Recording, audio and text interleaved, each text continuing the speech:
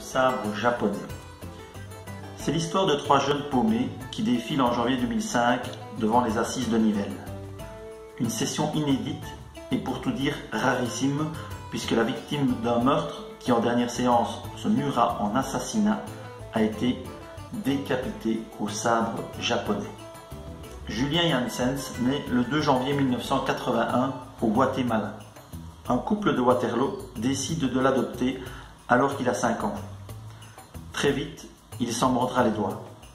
Ceux qui ont connu le gosse le dépeignent comme intelligent et attachant, mais turbulent et dissipé. À une scolarité difficile succèdent des débuts chaotiques dans la vie professionnelle. Il a une qualification d'ouvrier boulanger et travaille chez un boulanger puis chez un chocolatier. Il ne s'y plaît guère et conçoit le projet de s'engager à l'armée. Les premiers tests d'évaluation sont programmés le lundi 31 mars 2003 à Infos-Sermy à Wavre où un premier contact a été noué 5 jours avant. Il ne les passera pas. Et pour cause. Le 14 mars, Julien fait la connaissance de Frédéric Frisch qui effectue des livraisons pour son employeur, une société de Wauthier-Braine.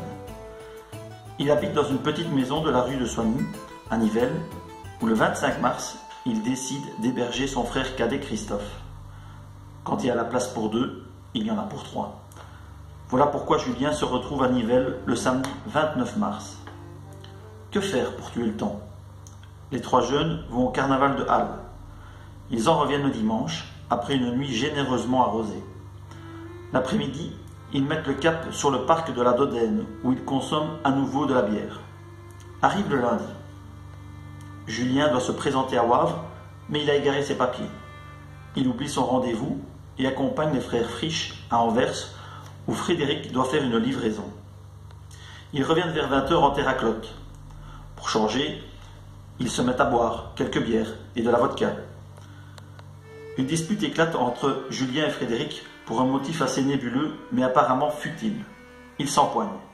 Frédéric tombe, se blesse et appelle sa mère qui le conduit à l'hôpital. Christophe décide alors d'aller faire un tour au parc de la Dodène.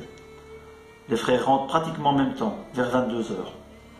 Ils découvrent Julien dans le salon, la tête coupée, tenant en main un sabre japonais. Telle est la version qu'ils soutiendront durant plusieurs mois. Les frères se rejettent la responsabilité. Le juge d'instruction, Georges Lobet, n'a d'autre ressource que de les faire écrouer tous deux, Frédéric à Mons, Christophe à Nivelles. Il faudra attendre la reconstitution du 16 juin 2003 et la découverte d'éléments scientifiques imparables, du sang de Julien sur les chaussures et les vêtements de Christophe, pour que ce dernier passe aux aveux, synonyme de libération pour son frère. La déposition de Maria Mangano, la maman des frères Frisch, constituera un moment fort de cette session d'assises. J'ai toujours su que Frédéric ne pouvait être l'auteur des faits. Il est incapable de faire du mal à une mouche. Par contre, Christophe a le profil du violent. Il a tué un chat à coups de ciseaux par vengeance parce que j'avais refusé de lui donner les clés de ma voiture. S'il ne s'est pas accusé, c'est parce qu'il n'est pas très malin. Il n'a jamais cru que l'ADN allait le confondre. Des paroles très dures que le témoin tempérera. Je ne lui pardonne pas d'avoir tué Julien, mais dans mon cœur de maman, c'est toujours mon fils. En fin de déposition, elle se dira persuadée de la responsabilité qu'a la justice dans ce drame. Si Christophe avait été puni pour ses nombreux méfaits par le tribunal de la jeunesse, il aurait peut-être mieux compris. S'il y avait eu plus de contrôle dans les dancing, il se serait moins drogué. Un soir, il a été arrêté par la police, mais il a été remis en liberté le lendemain matin. Le procès se terminera par une surprise. Christophe Frisch doit répondre d'un meurtre pour lequel la fourchette des peines va de 20 à 30 ans. Mais le jury est invité à examiner la qualification d'assassinat, un crime passible de la réclusion à perpétuité. L'avocat général Pierre Rance avouera honnêtement ne pas avoir la preuve de la préméditation, même si on est à la limite. Michel Carrette estimera que cette qualification ne peut résister à l'analyse.